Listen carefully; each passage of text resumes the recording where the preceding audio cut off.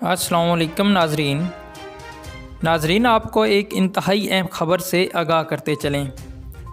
महंगाई से घबराई हुई पाकिस्तानी अवाम के लिए बड़ी खुशखबरी, हुकूमत ने बड़ा ऐलान कर दिया।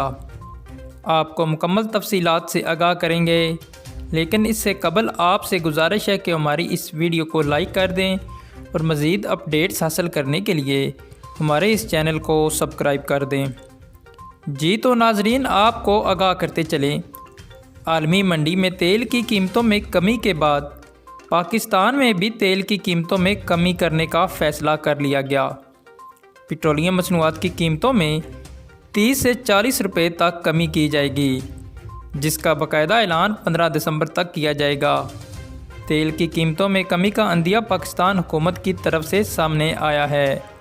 अगले दौर वज़ीर-ए-आज़म पाकिस्तान मियां मोहम्मद शहबाज शरीफ बाकायदा ऐलान करेंगे।